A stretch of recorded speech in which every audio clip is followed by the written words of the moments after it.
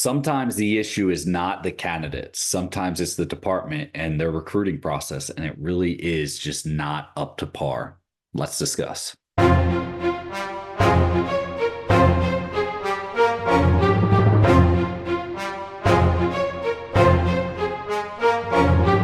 Hey, before we get started, remember we have those gifts down in the description. First one being the Getting Started workshop. It's going to walk you through every phase of the hiring process.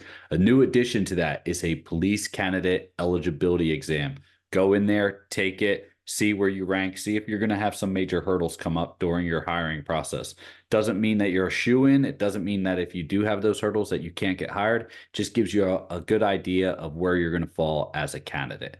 Next, we have the free coaching calls. Sign up with me or any of the other instructors we have. We have way more times available so that it meets you and your schedules, and we can cover anything you want to discuss about your specific hiring process. Now, what do we do with police departments and all these open vacancies and they're really bad hiring processes? That's a loaded statement, right? I actually think law enforcement hiring process is pretty straightforward. They break it down. I think some departments are horrible at disclosing what parts of their hiring process. I think they have horrible recruitment teams sometimes. I'm not blaming the department, so to say, because I understand there's turnover and you lose people and things just happen. And sometimes you don't have staff to have a whole recruitment division. Maybe it could be a collateral duty. It just depends. But I have come to the realization that departments have to start taking some responsibility for it. And when I say some, actually, I'm going to say the majority, greater than. I've recently reached out to a police department that's been very public about sharing that they had recruitment issues.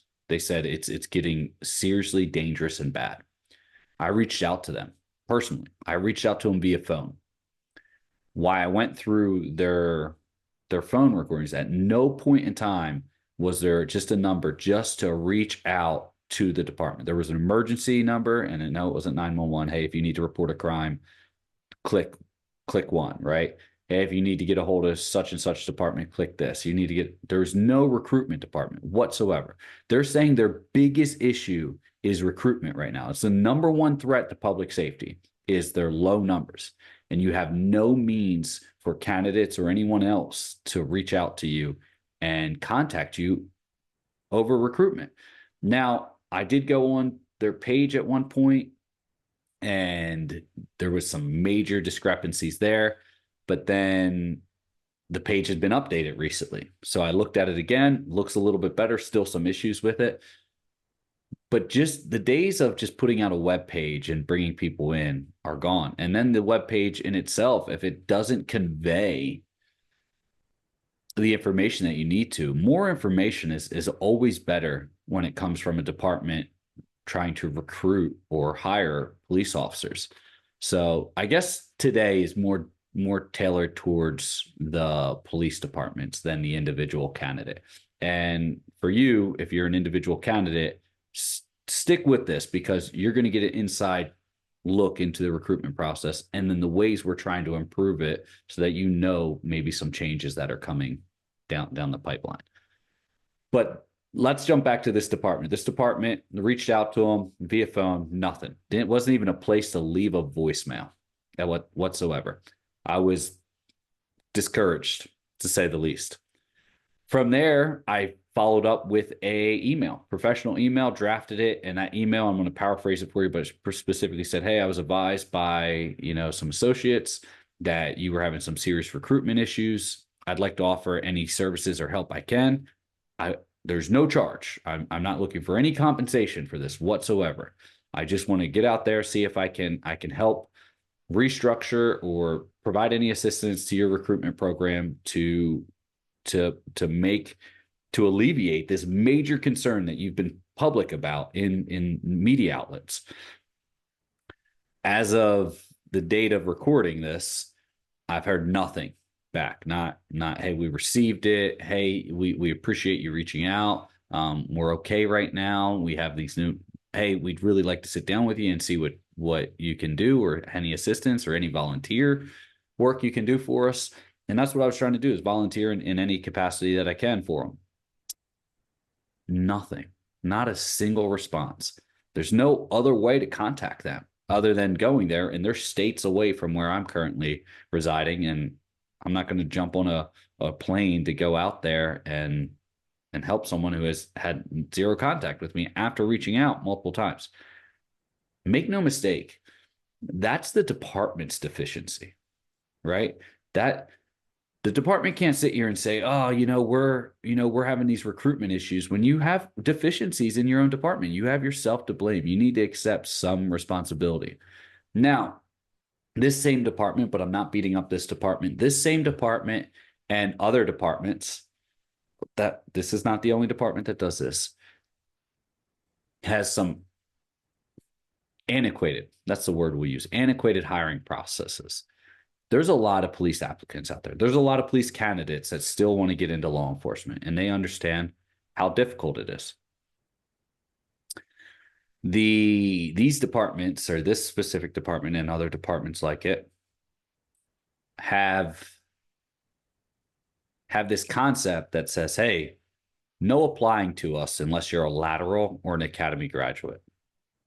That is so antiquated. If you're complaining about not having a good recruitment pool, or good recruitment numbers, or good applicants, or even applicants to fill your positions,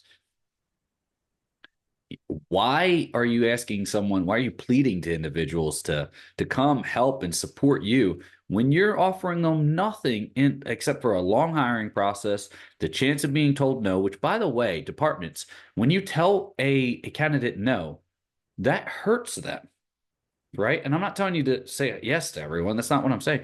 So when you tell them to apply and you say, hey, apply, because what's the worst we can say is no. Yeah, but then I have to take that with me to the next department I'm going to apply to, right? That's where a candidate says, hey, do I really want to apply to this lack of structured hiring process?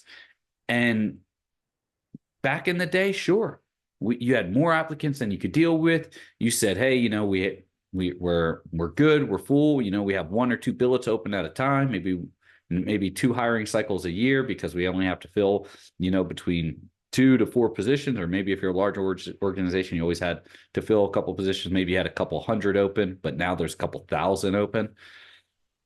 Yeah. Those days are gone right now. So if you're telling people, hey, come out, support us, apply, and you're begging them and pleading them, yet you're keeping these antiquated hiring process of, hey, you need to be an academy graduate, you need to sponsor yourself through, prove to us that you're dedicated enough to spend your own money on a job, right? And let me refrain, because I don't say law enforcement's a job, I say it's a career, on employment, right? I promise you, I could remove 95% of all applicants if I said, hey, law enforcement is unpaid. I'd remove them. So no matter what you say, at the end of the day, it's still employment, right? They're still saying, hey, I don't know if I would do this and risk my life if this was just a volunteer position, because at the end of the day, why I would really like to do that, I still have to provide for my family, and I can't spend 40, 50, 60 hours a week doing this when I need to have a job and provide for my family and have benefits and all those other things. So right off the bat, you're telling them, invest in yourself, because we're not willing to do it. All right. Now, with this one department that I'm mentioning, in other departments, what I have seen is I saw something recently change with this department, where they had a recruit position pop up. And that recruit position was they would put you through the academy. Right. This is a good way to get your foot in the door, but the salary was less than half of what the full-time position, because they were advertising it as a part-time position, a part-time law enforcement officer. If you're hurting so bad, why would you do part-time? Oh, well, because we don't have to give you benefits if you're a part-time position. No, you are not in the position to complain. Honestly, at this point in time, whatever happens to your department, you're to blame for. In my professional opinion, you're to blame for it 100% of the way, because you're sitting over here trying to finagle, and I had a really good person in my life tell me, you're just trying to manipulate. You're just a schemer. You're just trying to scheme a way to save as much money on the budget as possible. But then you're so short staffed, it doesn't matter what budget you have left over, because who cares? You're paying it all out in overtime anyway. And that's if you don't continue to lose more officers due to burnout. We saw this. We saw this back in 2020 and 21 and 2022. And what are you thinking at this point in time? It's the biggest threat to public safety is low recruitment numbers and not having enough staff. Yet we're going to try and scheme staff to not pay benefits or salary. No, run a hiring process, right? Whatever it is, application phase, exam phase, which is written physical exam, board interview, poly or background, poly, med, psych, and run these individuals through the process and fill up an entire academy. Get yourself, 25 to 50 officers at a time. I understand if you're sharing academy, you can't do that, but start talking to the academies and say, hey, can we finance, because you have this money to pay for instructors, right?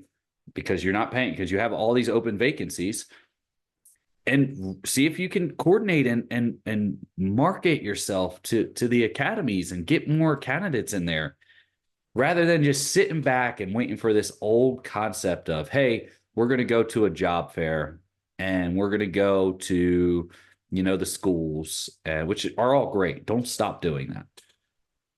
And then we're just going to wait for the candidates to come to us. Well, that's what got you into this situation.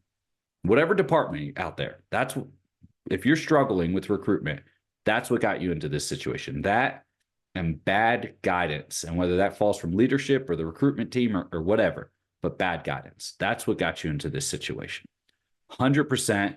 And now, because of that, your communities are suffering because you don't have enough law enforcement to respond to crimes. I have zero remorse for this. Zero remorse. It's an insult to me personally to watch this happen when all this stuff has been said before. It's preventable, all because and I'm speaking from experience here.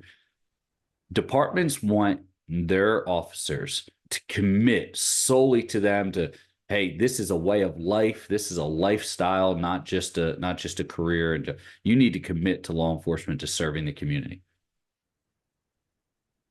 I can get behind that, right? It's a public service job. We ultimately are beholden to the communities we serve. I can get behind that 100%. Absolutely. What I can't get behind is the department not responding that way to the officers that they employ, or all the staff that they employ. And I'm not telling you to have this hard, thin blue line. We take care of each other no matter what. No. If an officer's bad, you remove them, right? If they're violating policy, if they're not doing what they're supposed to, if they can't perform the functions, it's employment. You remove them because the repercussions affect the community, and that's who we're there to serve. That's not what I'm saying. What I'm saying is, if you're hurting for recruitment, start investing into your recruitment, right? And it doesn't have to be monetarily, right? It could be time. If you're the chief or sheriff or any other, C-suite or executive level staff member in a law enforcement department, and you're looking at your recruitment division or your lack thereof for recruitment division, and you're saying, what do we do? Don't just think, hey, I'm just going to throw money at this and it's going to make everything go away, because that's just not the case. You can throw all the money in the world at things, and if you can't market it or deliver it, it's not going to do anything for you, right? And don't think, oh, we're offering this huge signing bonus, so people should be thankful. No, you have to offer it because you haven't been able to maintain officers. And you haven't been able to maintain officers because of one, your whole funnel's broken. Your recruitment's probably destroyed. Your retention's probably horrible. And you probably lost a lot of officers during that big mass exodus at some point. And now you're playing catch up because the same recruitment tactics that worked in the past for the past 20 years from 2020 to 2000, just 2000, don't work. They just don't work. It Gone are those days. Gone are those days where you can be a hiring pool agency and just put people in a queue and say, hey, you know what? We always have enough applicants. We can always get more. We're good to go.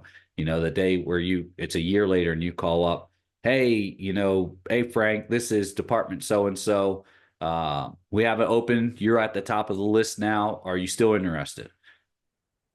No, no, I'm with this department now. I've been here for a year because you guys took so long, and I'm not. I'm committed to them because they took a chance on me, because they made that offer on me. Why would I want to come to you who just put me in, who just treated me as a number? No, you just put me in a queue and threw me to the side, said, here's your hiring pool. When your number gets to the top and we have an opening, we'll contact you. No, hiring pool agencies are a waste and they're an insult to applicants. You might as well just set out a hiring announcement when you need to fill billets. If I could get rid of hiring pool agencies altogether and eligibility lists, I would just get rid of them, right? The only eligibility list that matters is the one that's for that hiring announcement. That's it. That's how you're going to, this is how you're going to make some improvements, right? Let me give you some guidance on this one. And for the candidate, for you, hopefully you start seeing this with departments. Have a recruitment division, right? Guess what? You can even get volunteers from the community to do it, right? You don't have to spend money. Just create a recruitment division. It's not too hard, right? Reach out to me. I'll guide you through it. It doesn't matter. Start a recruitment division. At that point in time, once you have a recruitment, start getting on policies, practices, reach out to your third-party examiners and say, hey, this is the role. This is what we're looking for. If you're talking to your psychologist, I'm not looking for you to be a background investigator. They've already been through that phase. If it's at the end, right? They've already been through that phase. I want you to determine whether or not this person possesses the mental toughness and the mental capacity to handle the stressors of this position. Right? That's what I'm looking for from a psychologist. I'm not looking for you to go into their background and see, hey, I think this person's lying. No, I have a polygraph and I have a background investigator for that. All right. Go into the polygraph. If you have a third-party polygraph exam, advise them, hey, listen, we're sending you applicants. We're looking for you to just grade them and judge them on trustworthiness. I don't need you to do some reverse psychology or whatever, right? I'm not trying. You don't have to go in there and try to trick them and lie to them. Just go in there and administer the test as the way that you're trained to administer it, right? Do not go in there and say, well, I sat down and I spoke with this individual and something that they said right here just didn't add up. It did pass on the exam, but I still think they're lying. No, you're there to administer a structured and standardized exam. Whether it's allowed to be used in the courts or not, it doesn't matter. Don't get mad at me. The polygraph's part of the testing process for most departments. Until it's removed, that's what we have to deal with. It is what it is. Just don't lie, and you'll be good to go. Go in there, run your pre-screening form, get the information, set your baseline, run them through the test, CVSA or poly, doesn't matter. Run them through the test, look at the results. If you have to do a follow-up question because the results say so, do the follow-up question, but don't come back to them and say, based on my interpretation, even though the machine doesn't say you're lying, I think there's more to that. No, that's not what you're there for. That's the background investigator's job. And this redundancy is slowing down the hiring process, right? And costing you good candidates because you have these third-party people. that are already paid by the time you send your applicant there. By the time you send your applicant there, you've already paid these people, most likely, right? Or you're going to get billed for it, whether they pass them or not. They don't care if they pass them. And if you have in-house psychologists and you have in-house polygraph examiners, this doesn't apply to your department. All right. But if you're using third party and you're just paying them per candidate that you send through, they don't care if they pass or fail.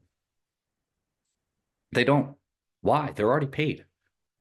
Why does it matter? So you need to sit down with these companies, vet them properly, and say, hey, we're looking for you to just run a structured and standardized system here, right? This is what we need you to look for. Don't go off onto these tangents that are outside your scope. So that's how I would start with the recruitment team, right? Like I said, it doesn't matter if it's volunteers, if it's collateral duties for some officers. You reach out to some of your officers. They might be interested in that. Specifically, if you're really short-staffed and they say, hey, we're willing to help you get some staff, they might be willing to do that. Just keep that in mind. All right.